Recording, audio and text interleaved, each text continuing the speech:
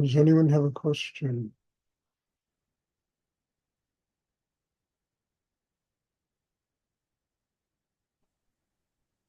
Hi, Stuart. This is Jan. Yes, Sean? Are are surrender and acceptance the same?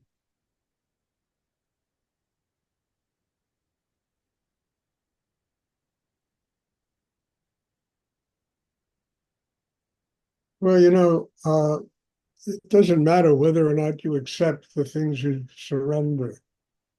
What matters is that you just let go of them, that they're no longer damming up the works. They're no longer, I mean, look, there are a lot of things that you might love to have frankfurters 3 times a day, and you might not accept giving it up, but you might have to give it up because they'll kill you. And it's really, a situation like that. We have to let go of everything inside us, the good, the bad, the indifferent, the ugly, what we like and we dislike, that's damming up the works. Hmm. That's keeping us from truly connecting to God. And whether or not we accept that level of surrender doesn't matter. It absolutely is of no relevance to one's spiritual evolution. The fact that you do it and make room inside yourself for a whole new flow of energy, a whole new level of energy to manifest inside you. I mean, that really is the important thing, not whether or not you accept. You might not accept the next level that you have to go to in your life, but, you know, what does it matter? You have to do whatever your karma wants you to do. And you have to learn how to use whatever it is that manifests in your life as a reason to grow and not a reason I accept it, I don't accept it. I mean, you make yourself crazy. Look, accepting brings it back to what we know and what we think we know about life. Surrender is letting go and let God, higher energy, spirit, guide us. Hmm. And it takes us to areas in the world that we know nothing about, but they manifest because we have to learn how to grow because of them and how to ultimately also to let go of them, to surrender. So I don't think there's any relationship between acceptance and surrender. Acceptance is almost like an ego thing. It's something you're comfortable with, you're familiar with, you accept it because it doesn't really do anything to throw, that goes against the way you think the world is supposed to be. And in many cases, it could just create a trap for you, just really limits any possibility of you experiencing the unknown, higher energy, things of a higher nature, things that are of that in no way make sense, but in every way they give one a spiritual life. And you don't have to accept them. I mean, look, I've written a lot of books and some stuff comes out of me. I go, holy crap, what? And then I begin to realize, hey, this is really extraordinary stuff. It's not stuff that my ego understands, but it's extraordinary truths. They're about much higher nature. And I don't have to accept them. I have to learn to use them and live with them and allow them to truly get me closer to God.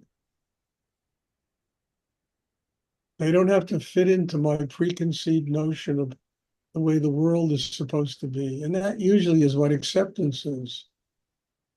A preconceived notion about the way the world you think it's supposed to be. And it never is. It never is. I mean, my famous mantra is you never know what's going to happen in 10 minutes. And you have to be prepared for it, which means the inner work has to bring you to levels of consciousness that go so far beyond what we accept and what we know about, that the energy is so powerful that in order to deal with them and grow because of them, we have to get more connected to God and more connected to higher energy.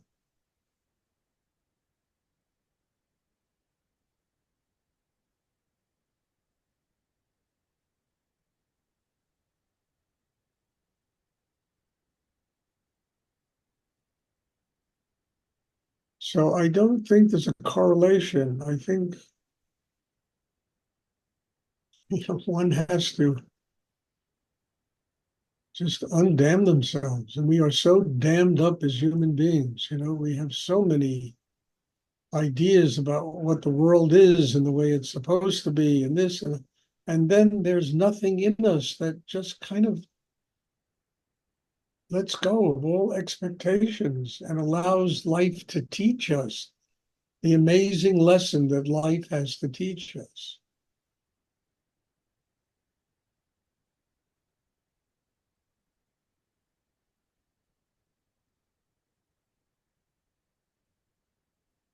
And I'll tell you frankly, when you do a spiritual practice, life is never safe. You cannot build a cocoon that you live in and think that it is going to protect you against the world. It doesn't work. The only protection we have is a connection with higher energy, with God, spirit, whatever one wants to call it. And that creates real security, having that connection. Everything else is transient.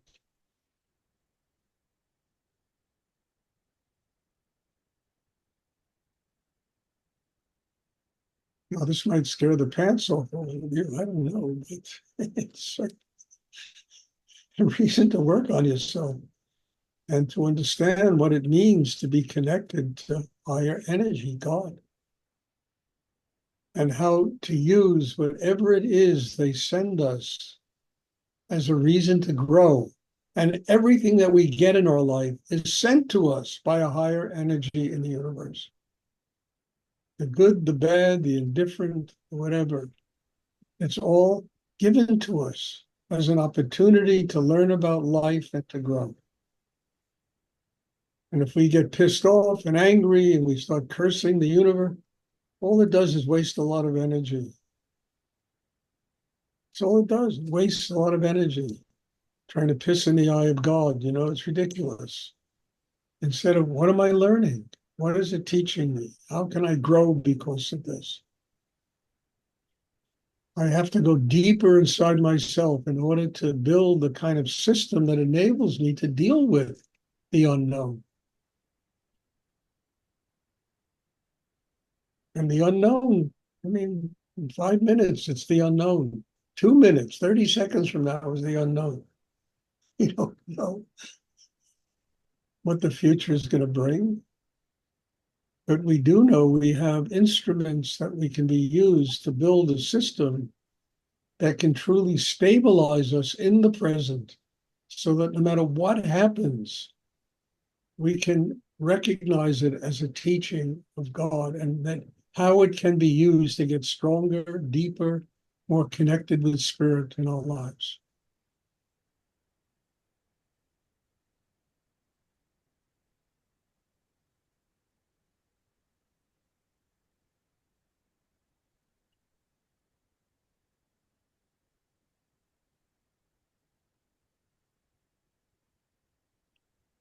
Well, does anyone else have a question I'd like to ask?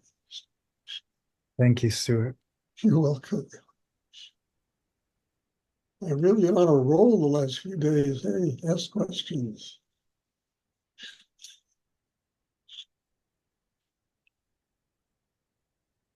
I like it because I learn, honestly, it's not Stuart talking. I always say this, it's true.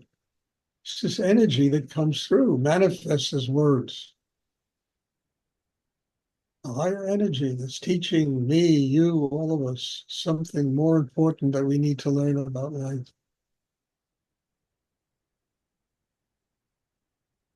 And most people run away from truth. They really do. It scares the shit out of them. They'd rather live in all this kind of strange world of illusion, which doesn't threaten people because most of it is so superficial, it doesn't mean anything.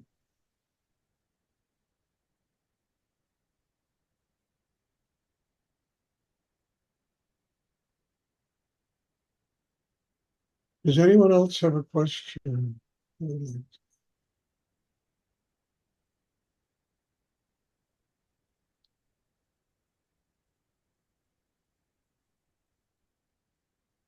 I'll just end all this. The only person we're really up against, I say it all the time, I will repeat it again, is ourselves. We can complain and kvetch about all the nonsense in the world. And ultimately, it gets back to one thing. We are up against only one person on this planet, ourselves. And if we begin to learn how to use all the things we complain about as a reason to grow, we get very strong inside.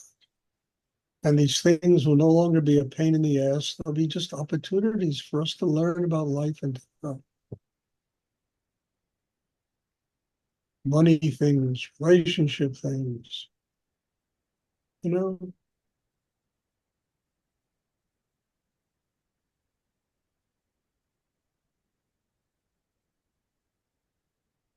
Does anyone else have a question they would like?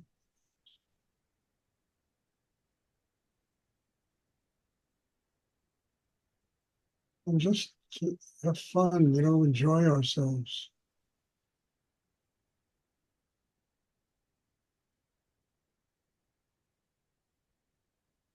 I always say enlightened people are happy people.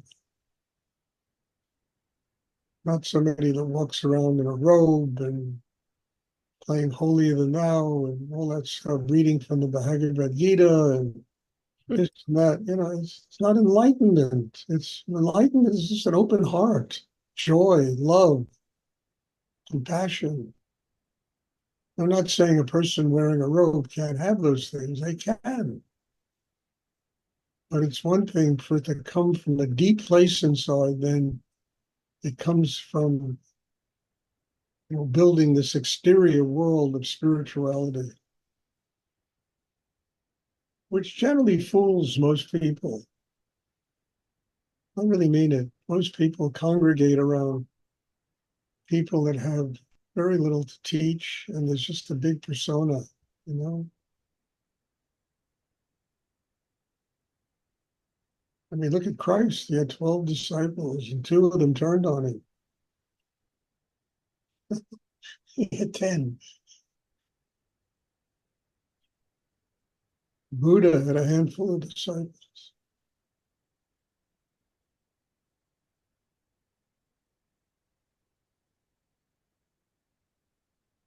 Does anyone else have a question?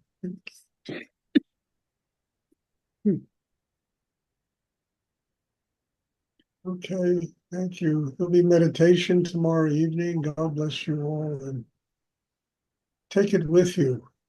That's going to be my mantra, Take it with you. Don't leave it here. Don't leave it in Zoom. Take it into your everyday life. I don't mean do the double breathing while you're driving a car. I'm not trying to send you right to heaven. But the energy, the centeredness, the power of being of chi, the power of being sent, take it with you. Build it in this meditation and take it with you into whatever you do during the day. Let it be part and let it integrate itself into your life, Okay, thanks. And God bless you all. And I'm looking forward to seeing everyone tomorrow. Have a wonderful. Thank you, Stuart. God bless you all. Thank you very much, Stuart. You're welcome.